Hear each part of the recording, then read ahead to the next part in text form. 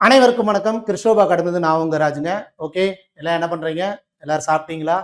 Okay, எல்லாரும் நல்லபடியா படிச்சுட்டு இருப்பீங்கன்னு நினைக்கிறேன். இந்த வீடியோ பதிவுல என்ன சொல்ல போறேன் அப்படின்னா, நீங்க பாத்தீங்கன்னாவே தெரிஞ்சிருக்கலாம். Tamil outsource. Tamil outsource அப்படின்னு கேட்டாவே கொஞ்சம் பயம் இருக்கும், கன்ஃபியூஸ் இருக்கும். எப்படி படிக்கிறது அப்படின்ட்டு சில தடுமாற்றம் இன்ன வரைக்கும் இருந்துகிட்டு தான் இருக்கு. இருந்தாலும் எப்படி நம்ம படிக்க போறோம் அப்படிங்கிறத சொல்றதுக்கு தான் இந்த வீடியோ பதிவு. இது பேட்ச் ஸ்டூடெண்ட்டுக்கான வீடியோ பதிவா அப்படின்னு கேட்டா இல்ல, யூடியூப் ஸ்டூடெண்ட்டும் பயன்படுத்திக்கலாம். என்ன அப்படின்னு நீங்க கேட்டீங்கன்னா, தமிழ் அவுட் சோர்ஸை பொறுத்த வரைக்கும் யூனிட் 4, 5, 6ல இருந்து கொஸ்டின் கேட்டுட்டு தான் இருக்காங்க. சொல்ல போனா இந்த கலைச்சொற்கள், அப்புறம் மரபு தொடர், ஊமை தொடர், பழமொழி, அதுல இருந்து கேட்டுட்டு இருக்காங்க. அது இல்லாம யூனிட் 1ல பாத்தீங்கன்னா இந்த லகர லகர வேறுபாடு, நகர நகர வேறுபாடு, ரகர ரகர வேறுபாடு, இந்த டாபிக்லயும் கொஞ்சம் அவுட் சோர்ஸ் போகத்தான் செய்யறாங்க. அப்ப அவுட் சோர்ஸ் நாம எடுத்து பார்க்கும்போதோ அப்படின்னு நினைச்சாவே நிறைய புக்ஸ் இருக்கு, எப்படி சார் படிக்கிறது அப்படின்னு கேட்டுட்டு இருக்கீங்க. இப்ப நம்ம பேட்ச்ல இதை சம்பந்தமா பிடிஎஃப் கொடுத்துக்கிட்டு தான் இருக்கும். இப்ப ஒரு ஷெட்யூல், கிட்டத்தட்ட 28 ஷெட்யூல் இருக்கு. எங்க எண் அடையாளம் பேட்ச்ல பாத்தீங்கன்னா 28 ஷெட்யூல் இருக்கு.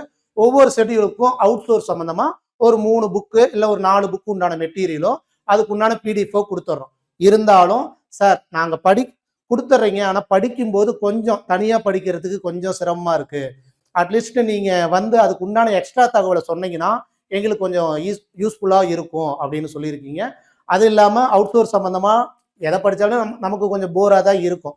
அப்ப யாரோ ஒருத்தர் சொல்லும் போது நாம படிக்கும்போது கொஞ்சம் ஈஸியா இருக்கும். அப்படி இருக்கையில நான் என்ன பண்றேன் அப்படின்னா, தமிழ் அவுட் சோர்ஸ் வீடியோ 1, 2, 3 அப்படின்ட்டு இனி உங்களுக்கு வீடியோ பதிவு வரும். இது யூடியூப் ஸ்டூடெண்ட்டும் பயன்படுத்திக்கலாம். இப்ப அவுட் சோர்ஸ் சம்பந்தமா ஒரு சில டாபிக்கு நாம ஷார்ட்கட்டை நாம ரெடி பண்ணலாம். இப்ப மரபு தொடருக்கோ இல்ல பழமொழிக்கோ இந்த மாதிரி இதுக்கு இந்த டாபிக் எல்லாம் நம்ம ஷார்ட்கட்டை யூஸ் பண்ணலாம். ஆனா கலைச்சொல்லை பொறுத்த வரைக்கும் அப்படி நம்ம யூஸ் பண்ண முடியாது.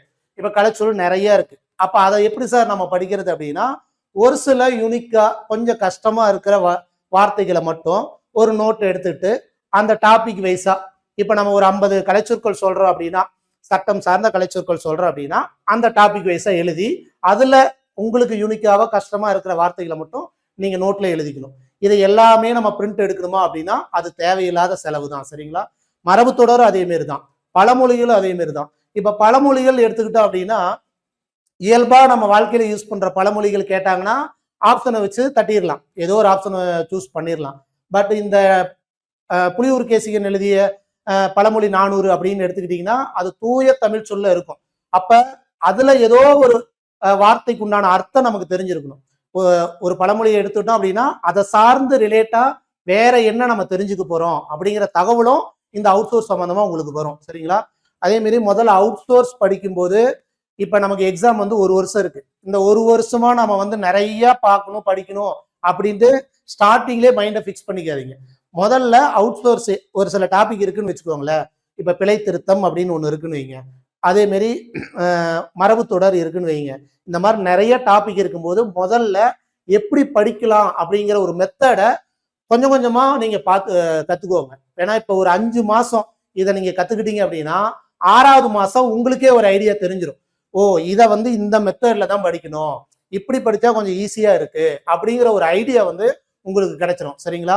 அதனால அங்க இத்தனை புக் இருக்கு, இங்க இத்தனை அவுட் சோர்ஸ் இருக்கு, இதை படிக்கலாம் அதை படிக்கலான்ட்டு அவுட் சோர்ஸ்லயே எல்லாத்தையும் மைண்டை புகுத்திக்காதீங்க. நம்ம புக்ல இருக்கிற தகவலும் நிறைய இருக்கு, அதையும் நம்ம படிக்க வேண்டியதா இருக்கு. சரிங்களா?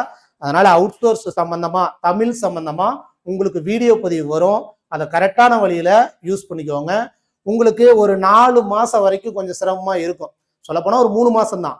4வது மாசம் நீங்களே தனியா ஒரு ஐடியா பண்ணிக்குவீங்க. இது எதுக்கு ஷார்ட்கட்டை நீங்களே ரெடி பண்ணிக்குவீங்க. நாங்களும் கொடுப்போம், உங்களுக்கு ஒரு சின்ன ஒரு டெக்னாலஜி மாதிரி ஒரு ஐடியா வந்துடும். சரிங்களா?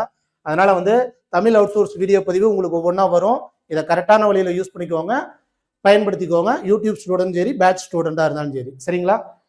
ஓகே, இந்த வீடியோ பதிவு உங்களுக்கு யூஸ்ஃபுல்லா இருக்கும்னு நினைக்கிறேன். மீண்டும் அடுத்த ஒரு வீடியோ பதிவுல நான் மறுபடியும் உங்களை சந்திக்கிறேன்.